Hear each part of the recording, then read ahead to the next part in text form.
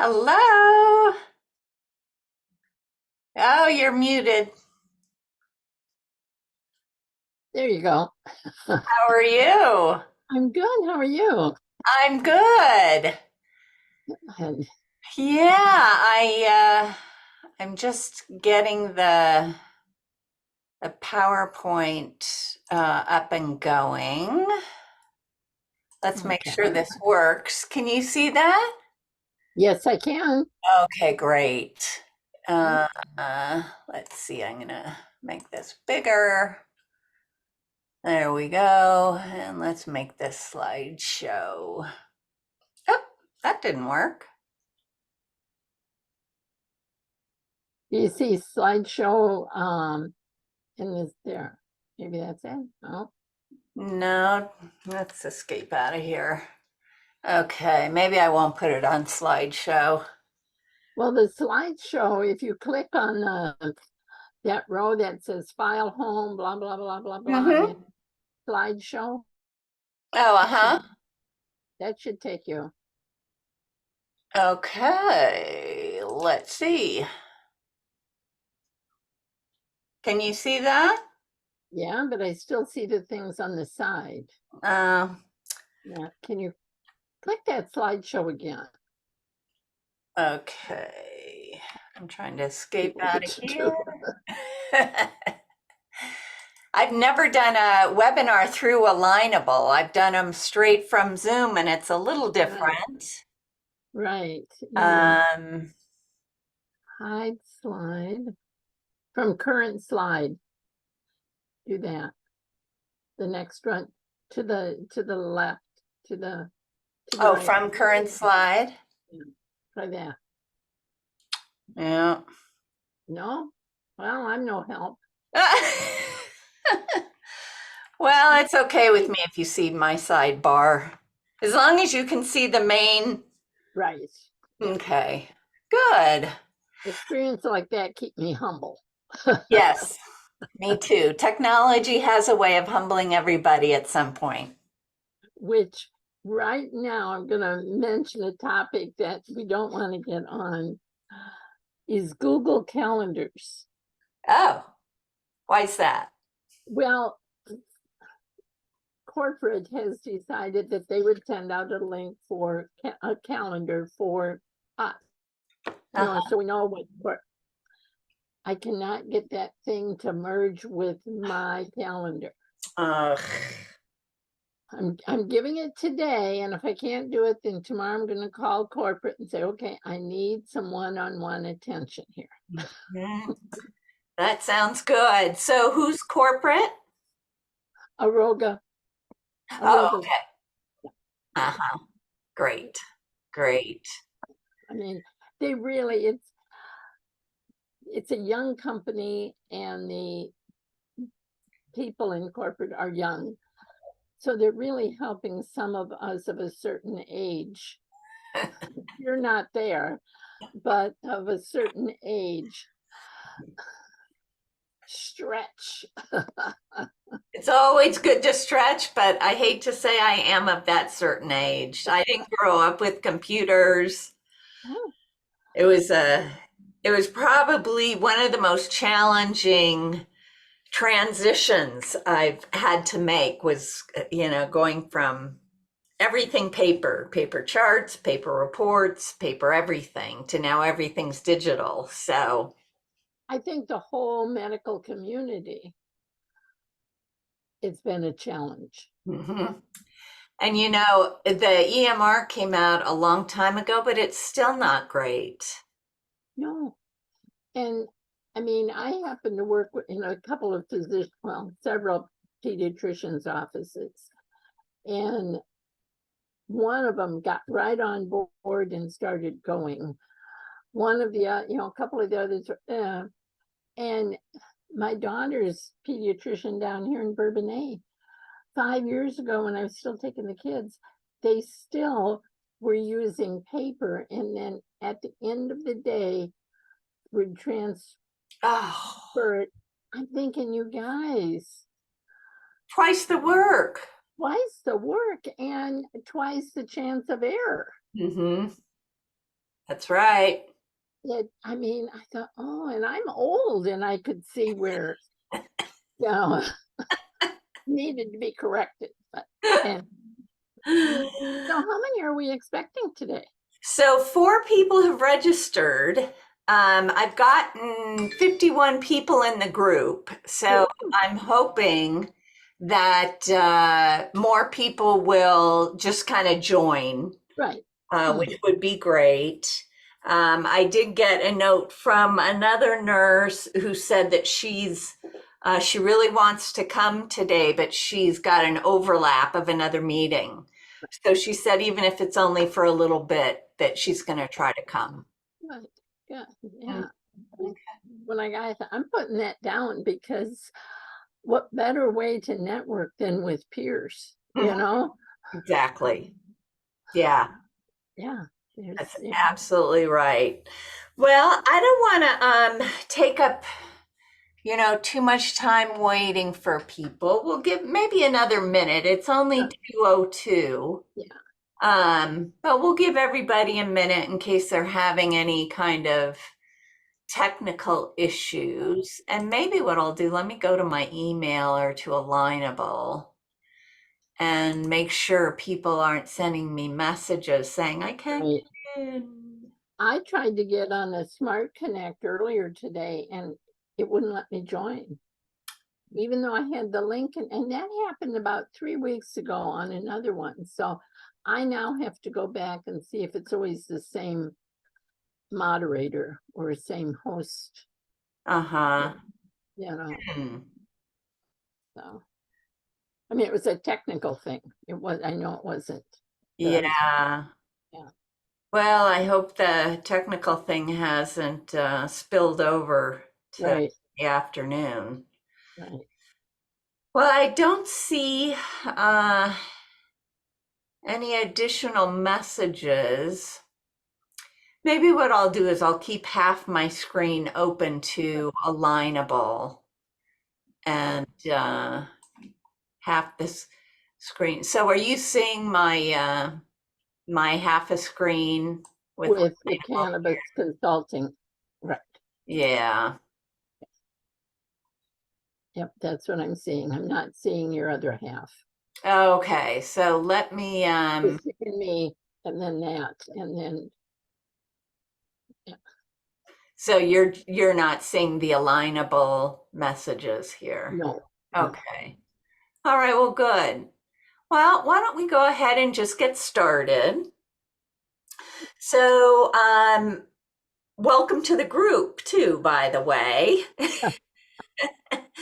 So, the reason why I wanted to start this group is because I've been a cannabis consultant, a cannabis nurse now for 8 years. And when I first got into it, I was so excited about it. And, my biggest question was why aren't healthcare people talking about this? About the medicinal properties of cannabis, about our endocannabinoid system. It just seemed like any person involved with the health of another needs to know about the endocannabinoid system and Right, how to keep it in good tone and how to support it, how to avoid the things that kind of, diminish it, etc. So anyway, I really thought it was just a matter of time before it became, something mhm, obvious. Well, that time still hasn't come, and it's 8 years later. And so for the past 8 years, I've really focused on educating the patient. And now I'm focusing on educating healthcare providers because right. this obviously needs a little effort behind it to get it moving. Um, so that's why I decided to start this group and really just focus on the endocannabinoid system. I'm happy to talk about cannabis. It's going to come up obviously because it's the most direct way of influencing our endocannabinoid system, but there are a lot of other ways. So for people who don't know or don't want to get involved in cannabis, this information will still be relevant to them. Good, good. So, so that was the impetus behind starting the group, and I really reached out to as many of the healthcare providers on Alignable that I could find, Mhm.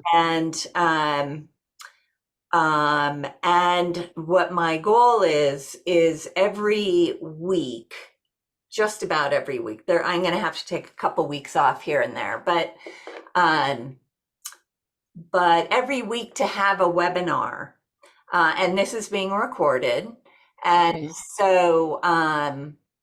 so I can post it for the people because I got a lot of requests to right, see the recording of this. So right, um, so my goal is to have these weekly webinars, and obviously this first one is going to be just a really general overview of right. the endocannabinoid system and what it means to be a cannabis consultant, if that's something that you're interested in or any of the members are interested in. Because like I said, cannabis is the most impactful way of helping the endocannabinoid system. So, but it's really going to focus on this physiological system. Okay, I'm not going to go into all the different cannabinoids and terpenes and all of that. Um, but just as a kind of a way to jump off on this, I'd like to know each of the group participants' understanding or experience with using the endocannabinoid system. So, has that been part of your nursing activities, or? No, it hasn't been. I don't know if I mentioned to you when we talked, there was a time, it was 2016, 17, when I was introduced to a network marketing CBD. Mhm. And that was my first exposure to the endocannabinoid system. It was my first exposure to CBD, to, anything. Mhm. But it wasn't, well, I mean, I just couldn't chase two rabbits, Right. it was, and that was more just for daily use and not for professional patient, there wasn't any of that going on. Mhm. Now, right now, I'm listening with a different ear because I have a dear friend who's being treated for multiple myeloma. Oh, God. Did she And have a stem cell or he she transplant? says that's on the table down the road, but Uh-huh. she also has, I mean, a couple of other comorbidities. And just today she called me and she said, I don't know. And she just started her chemo. Oh, She's God. had two doses, and she's, this isn't fun. And I don't know if I want to keep going Mhm. with this. So, so I'm thinking I have to be listening to her and listening to you. And if there's anything that makes sense to introduce her to, I will do that. Yeah, yeah, and I work with a lot of cancer patients Mm-hmm. as a cannabis consultant, and there are two different ways to use cannabis for cancer. The most common way is for symptom management, for the chemotherapy-induced nausea and vomiting, and for the fatigue and the insomnia and the anxiety and everything that comes along Right. with the diagnosis of cancer. And then there's another way to use cannabis, which is anti-cancer. So cannabis, I think you were talking about apoptosis in your, Correct. yeah, Correct. yeah. So cannabis has a direct effect on cancer cells. One is through apoptosis, one is through anti-angiogenesis, one is through anti-proliferation. So, but you need much higher doses Right. to have that kind of effect. So, So yeah, so this is going to be very relevant information Mhm. for you and your friend. And I'm sorry Thank to you. hear that, she's going through that. It really is no fun. No, I mean, and she happens to be, I mean, a fairly new friend of probably like the last 8 years, Mhm, and not where we're close, but yet we connected in a Reiki session, mhm. and from that, but I mean, she just has had heart attack, Oh, has had COVID, has had stents put in. She has Sjogren's. I mean, oh God. the comorbidities are, you know, she's Yeah, divorced, I mean, it's just so much, but go ahead. yeah. Okay. All right. Well, if you have any questions, Mhm. about that, just feel free to let Okay. me know. So then, the things that we're going to cover today is, first of all, welcome to the Heart of Healing group. So I'm going to talk a little bit about myself and my background. Then we're going to go into just, like I said, the broad view of the endocannabinoid system and why you may want to become a cannabis consultant and what is a cannabis consultant, because it has many different roles. So, so the reason why I'm doing the Heart of Healing group is because the endocannabinoid system really is integral to our body's ability to self-heal. And we can do things to make it stronger. We can do things to make it weaker. And many healthcare practitioners don't even know how to tap into this system that will optimize their patients' healing. And the endocannabinoid system was discovered in the 1990s, but it's still only taught in a handful of medical schools and nursing schools. And that's primarily a result of the pharmaceutical industry's influence and monetary contributions that Mhm. keeps all of this out of reach for a lot of practitioners. Suppressed, Pardon me? suppressed. Yes, exactly. That's exactly right. And I believe every healer, whether you're a massage therapist or a Reiki healer or energy healer, physician, nurse practitioner, physical therapist, whatever, should know about this system. It's like a physical therapist not knowing about the nervous system. Right. How effective are they going to be? Yeah. So, so this is why I wanted to start this group and why I'm doing these educational webinars every week. Um, Good. so welcome. I'm so glad that you're interested and that you joined the group. Yeah. Well, I never thought I'd be a lifelong learner, but I'm committed to being a lifelong learner, I've realized. Yeah, it makes life more interesting anyway. Yeah. Yeah. Yeah. So, a little bit about myself. So, I've been a nurse for more than 40 years. I hate to say it. And as you know, nurses go from, one area to another. So, I've done adult med surg, I did pediatric hematology and oncology. I did home care for both adults and pediatrics. I did case management, legal nurse consulting, quality improvement, nursing education, disease management, and now cannabis nursing. And I got into this, as I told you before, because I am a cannabis patient. And it was a life changer for me. And I'm so grateful for it. And that's why I want certainly patients to know about it, but I also want practitioners to kind Oh, of get on board with it. great. Yeah. So now we're going to talk a little bit about our endocannabinoid system, which is basically our inner healer.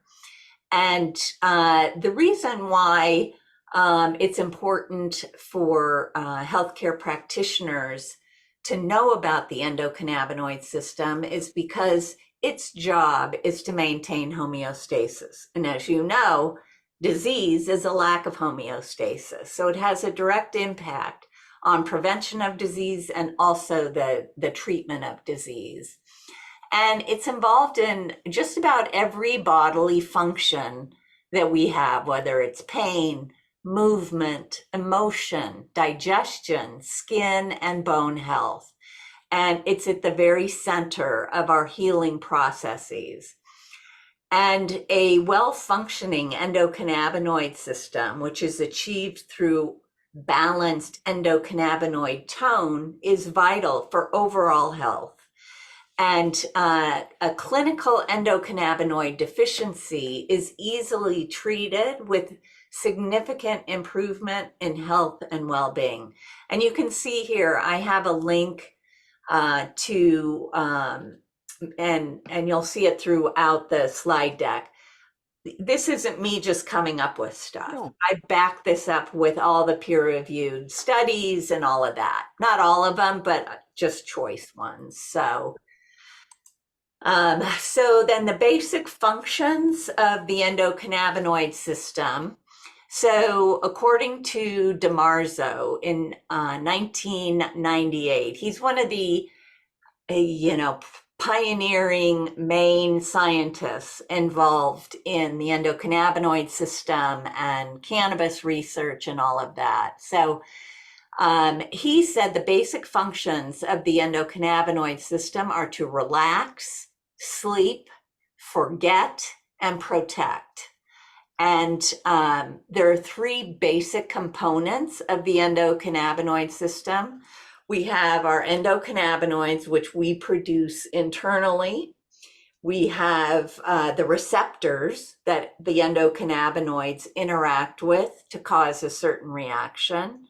And we have the enzymes that not only stimulate the production, but also the destruction of the endocannabinoids. So the endocannabinoids that we produce ourselves, there are two main ones. We have anandamide, which is also called our bliss molecule, and 2-AG. And those two endocannabinoids molecularly are almost identical to THC and CBD. That's why when you take in the cannabinoids from the plant, it has a very medicinal effect on the body. So these endocannabinoids they're also called ligands because they're released on demand in the postsynaptic neuron, and it travels in a retrograde or backwards fashion to inhibit the release of various neurotransmitters. So for example, if you have a head injury and you have glutamate just, it's just being hyper excreted. In order to maintain that balance, the endocannabinoids will travel from the postsynaptic, which is receiving all that glutamate. It goes to the presynaptic and says, oh, hold on, you're overdoing it. And when you have a decrease in glutamate after a head injury, it reduces the severity of the injury. So that's just one example of a retrograde signaling. Now, when we talk about the receptors, these are G protein coupled receptors. And very creatively, they called them cannabinoid receptor 1 and cannabinoid receptor 2. So CB1, CB2 is usually what people refer to them as. And these receptors are embedded in the cell membranes throughout the entire body. And they're responsible for promoting that homeostasis and preventing disease and aging. And then, of course, you have the enzymes that basically stimulate the production of the endocannabinoids or the destruction of the endocannabinoids. Now, the endocannabinoid system is an immune system modulator, and it protects against oxidative stress as it works to suppress inflammation. And as we know, inflammation is a component of just about every disease, symptom, Mhm. problem in the body. So, and the endocannabinoid system protects neurons and cells against free radicals through the regulation of ROS, the reactive oxygen species. And oxidative stress that's formed by the production of ROS contributes to aging, cancer, inflammation. It's associated with all diseases, neurologic disorders, and many other health disorders. So it's basically the largest neurotransmitting system in the body. It interacts with every other system. That's why people say, oh, cannabis is just snake oil. How can the same thing work for a kid who's having 300 seizures a week as it does for an elder who has Alzheimer's? And that's why. So, Learned so much through the years, yeah. recent years. Yeah. We have, and very important. I mean, this is Mhm. so important. Yeah, Yeah, yeah. it's wonderful. So, as I had mentioned before, it operates in a retrograde fashion. So it's that's its ability to maintain homeostasis by studying by either stopping a flood of neurotransmitters like glutamate or stimulating the release of others. So, and then the body creates its endocannabinoids from substances that are found on the cell membrane, which are arachidonic acid derivatives. Stuff like that you don't need to know, but I didn't know how many, People would be, yeah. yeah, really clinical people would be like, oh, okay, that makes sense. Mhm. Yeah. Um, So, as I said before, cannabinoids are ligands. So, a ligand is any molecule or atom that binds reversibly to a protein. So, the receptors are G protein coupled receptors. And so, the ligands can and the ligands initiate a physiologic response when they interact with a receptor. And there are basically three forms of cannabinoid receptor ligands. We have our endocannabinoids, the anandamide and 2-AG. We have phytocannabinoids, which are in the compounds found in cannabis and other plants. And then we have the synthetic or the man-made, lab-made cannabinoids, such as marinol and dronabinol, which is basically synthetic THC. It's a one molecule formula made in the labs. So, if we talk a little bit about the phytocannabinoids in cannabis, and this will explain why cannabis has such a huge impact on our endocannabinoid system, is even though we've only discovered two in ourselves, there are over 140 in a cannabis plant. And each cannabinoid has powerful medical effects, whether it's anti inflammatory effects, analgesic effects, it's a muscle relaxant, it stops seizures, it's antibacterial, it affects our mood, so it's antidepressant, it's anxiolytic, it helps you to sleep. It can either stimulate or depress the appetite, depending on how you use it. I'm sure you've heard of the munchies. You know, Mhm. people get high and they get the munchies. Well, there are also compounds in the plant that have the exact opposite effect. They're appetite suppressing. So you need to know which cannabinoids do what because you don't want to give an appetite suppressing cannabinoid to somebody with cachexia, obviously. So, and only one of those 140 cannabinoids are intoxicating. Now, in the medical field, we basically distinguish between psychoactivity and intoxication because other cannabinoids have psychoactivity in the sense that they are antidepressant and anxiolytic, but they don't cause intoxication, whereas THC does cause that intoxication. So if somebody is either unable to access THC products or they just want to avoid them, they've had a bad experience or they just don't want to get that high feeling, you still have 139 other cannabinoids that you can use to help them. So, and that was made possible through the Farm Bill of 2018, which basically said all the compounds in cannabis, aside from THC, are considered hemp. And you're able to grow it, you're able to sell it, buy it, ship it across state lines, etc. So, so the phytocannabinoids in cannabis are safer and non-toxic, especially when compared to pharma drugs for these same issues, whether it's your NSAIDs or whether it's your, opioids or whether it's your Ativans or, whatever. Cannabis 9 times out of 10 does a better job than the pharmaceuticals without all of the negative side effects.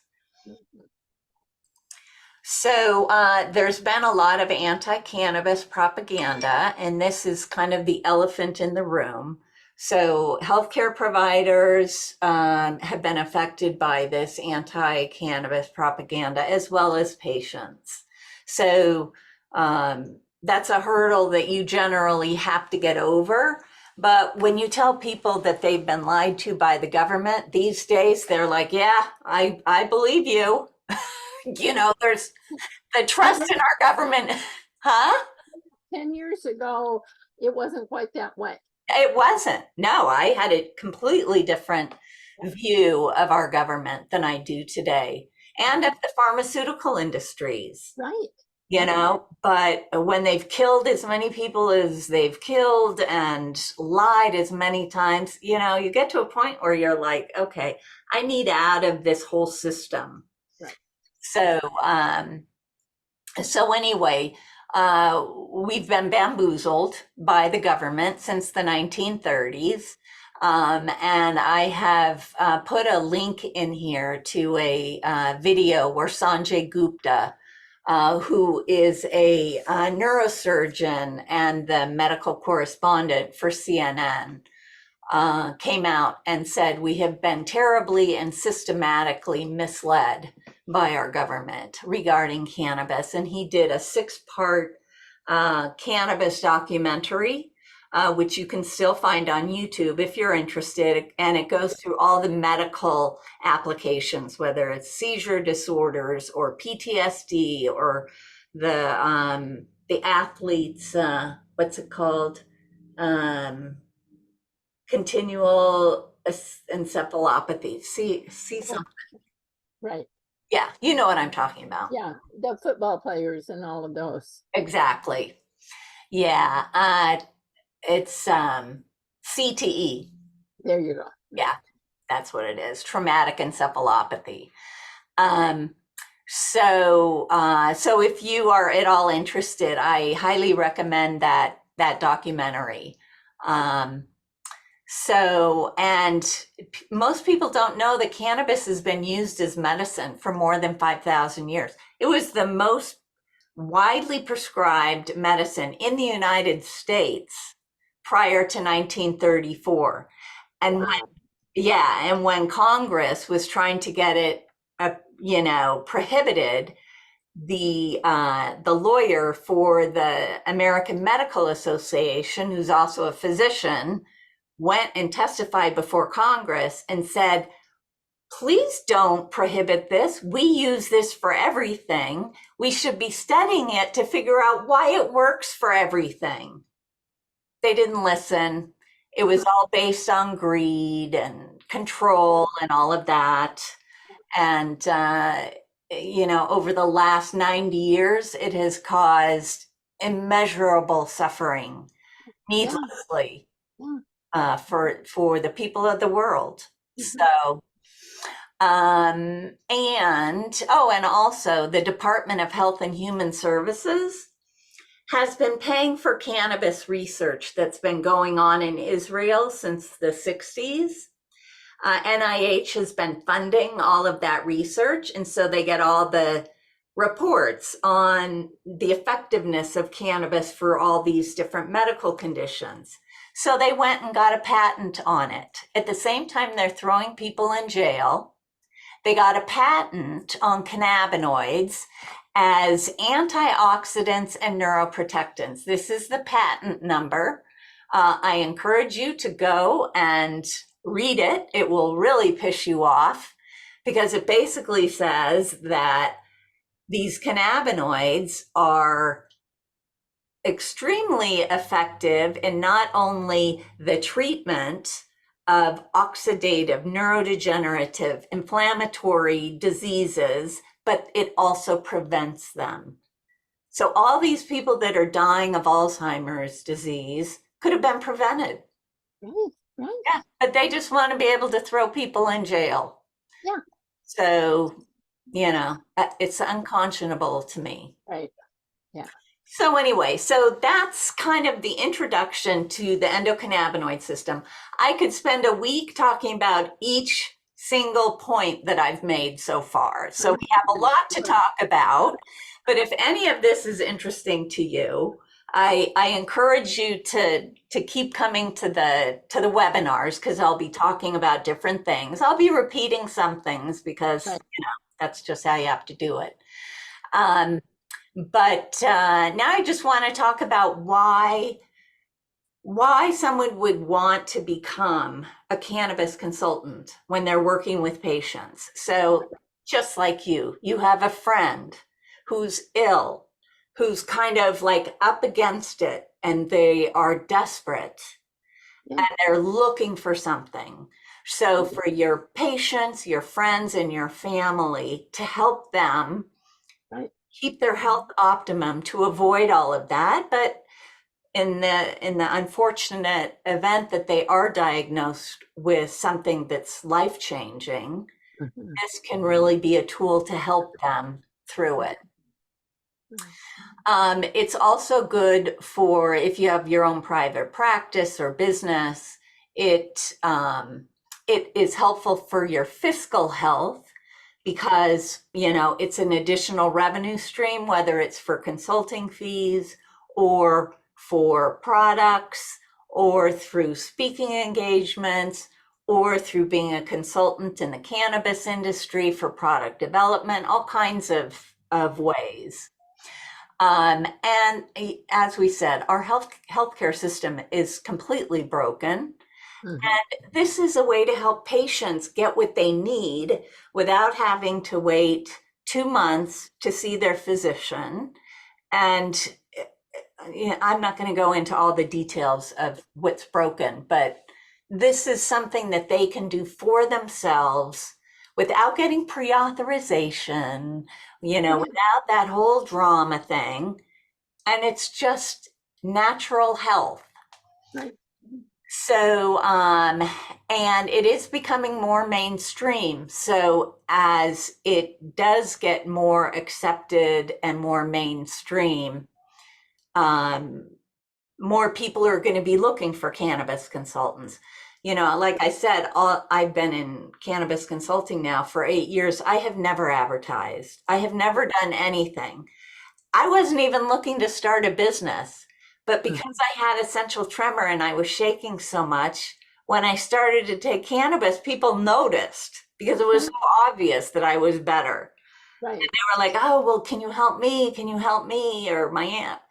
And there grew my business, and I've been doing it full time, make a very nice living, and helping people. It makes me happy. It makes them happy.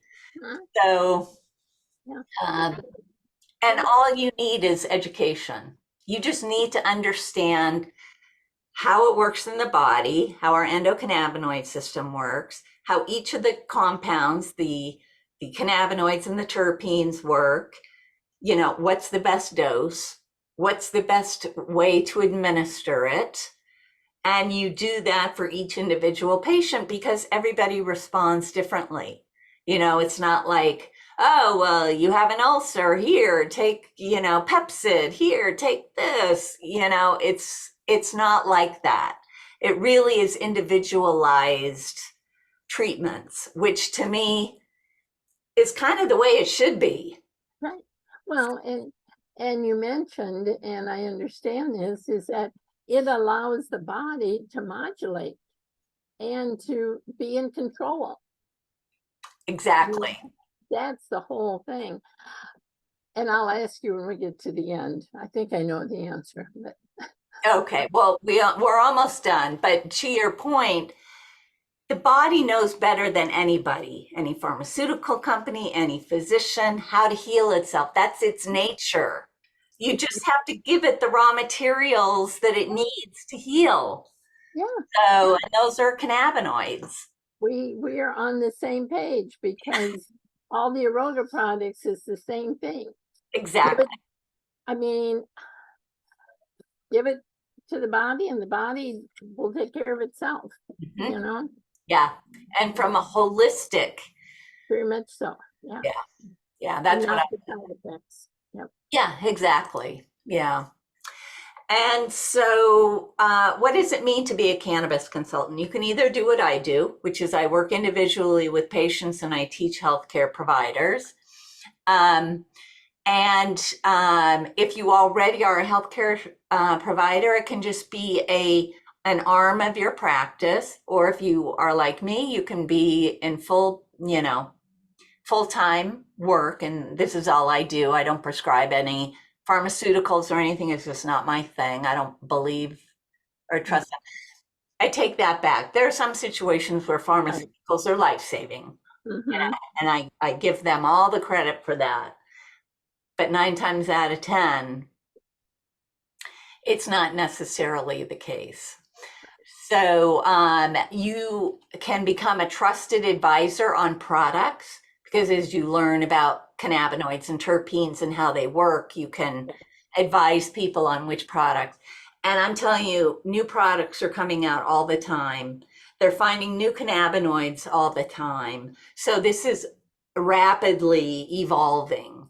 So, um, so for patients to have a healthcare person that they can trust and they can go to and say, I picked up this CBD product at the gas station. What do you think? And you say, do not take it because it has not been lab tested.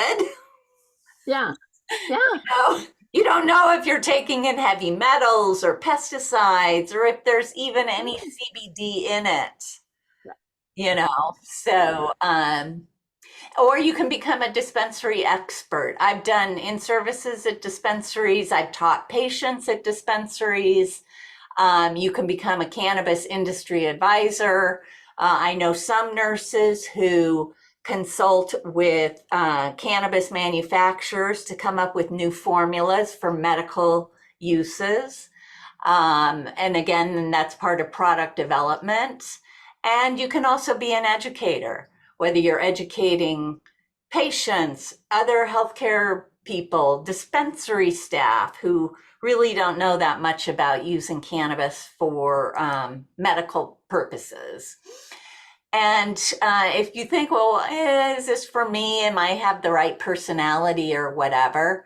Well, if you're open minded and you're trying to make a bigger impact and also achieve consistent income, that's for you. If you know that you're great at what it is you do, but you just want to add this service, whether you're a chiropractor or whatever, and you want to add this service and these products in order to help your patient in between visits to keep their muscles from spasming, to keep their pain under management, etc.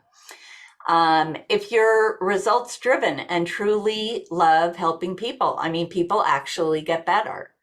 And it's very rewarding. I never felt that in nursing. People would just come back to the hospital and come back to the hospital.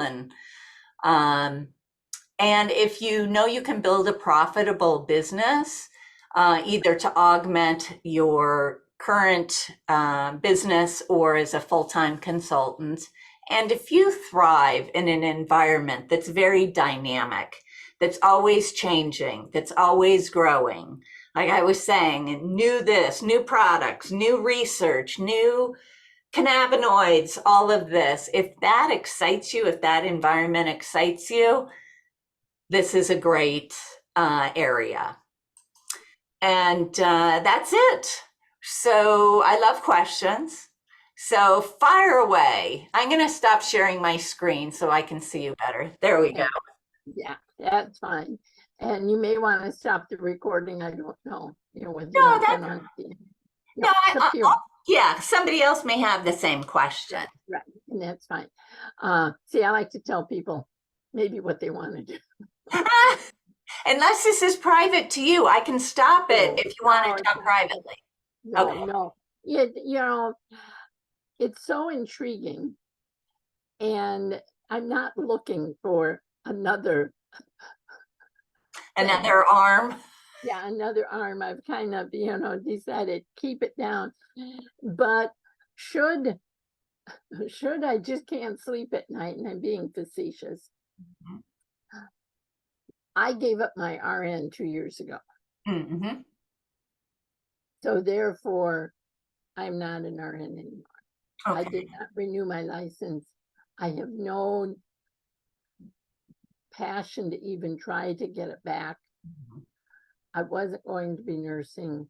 So that pretty much closes the door, correct? Mm-mm. No, not at all. There Okay, are cannabis consultants that are massage therapists. There are, you go into a dispensary, none of the staff there that are advising patients on products to use, none of them have even a healthcare education. So the fact that you have that knowledge and experience and you know how to work with patients, you know how to listen to them, identify problems, figure out how to treat them, and then reassess, that's what nurses do every day. So, and it's probably more ingrained in you than half the nurses out there. because I did it for over 50 years, Right, exactly. No, it's not, there is no legal requirement for a license Okay, in order to help people use cannabis. okay, You're absolutely okay. fine. Yeah. Thank you. But I asked that because, like I said, I'm not looking, it's not something that when I was introduced to it, however many years I said it was intriguing. Mhm. And then when I didn't continue on with that company because it just didn't make sense when my first passion was with what I was doing. But yet, you know, things have changed and I want to keep my mind open, be open-minded that, gee, maybe down the road I can help somebody in a different way. And at least now I know a resource to send them to.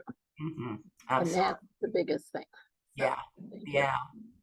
Yeah. Well, like I was saying, I really want more healthcare people to see it for what it is and embrace it and have a resource, have a place where they can send their patients or to go to learn more so that they can actively engage with their patients on the subject. So yeah, I don't worry. This isn't a spiel to get you to Oh, I know it is. I did, yeah. but you've been there where, oh, gee, kind of tickles your fancy of Oh what if. yeah. Mhm. And Mhm. and also what I'm thinking is I have several more than several, a lot of nursing friends through the years Mhm. from different ages because I taught nursing back in '07 to 11. So therefore I have younger nurse friends from around the country and Mhm. my old friends. So it's nice to have information to bring to them should something come up. Absolutely. And just so you know, for every referral from you or anybody, I pay a $750 referral fee. Okay. So, make sure if you do refer anybody to me to be a student, not to be a patient, because, No, but that's, no, a student. can't Yeah. do that. But if they do want to learn and they sign up, make sure that I know it's from you, Oh, I will. you know, and I'll send you the referral gift. Yeah, but it's just exciting to be able to see this community, no doubt, grow unalignable and network and share and help the people that need it. Yeah. Yeah. Yeah. And I think on Alignable, my impression has been it's a more like holistic healers, but more, not your, straight line medicine, Western Allopathic, medicine. no. Yeah, Mm-mm, yeah, no. Yeah. which is It's good because we need it, you know. right. And what I also like about Alignable is that in any of it, it's not the pitch first. Right. I mean, that's what is so exciting, to be able to get to know someone. Mhm. And maybe something will come out of it and maybe not, but maybe you'll just have a new friend, but that's okay too. Exactly. That's exactly right. Yeah, I've met some very nice people on Yeah, Alignable. you have too, Yeah, right? yeah. Well, I'm so glad you came to the webinar. I don't know what I would have done if you weren't here. You would have talked to yourself. I guess recorded myself and And pretended that there was somebody sitting there shaking their head. right. Okay, Mary. Well, I hope you found it interesting. If you have any feedback for me, I'd love to hear it. You can put it in an email or whatever, anything you think I could make better, or, if you want me to cover any particular topic, I'm happy to do that. I'll keep you posted, and I'll keep it on my calendar for when I can make it. So, Oh, that'd be great. I'd appreciate that. okay. Okay, Mary, you have a nice evening. You too. Bye bye. Okay, bye-bye.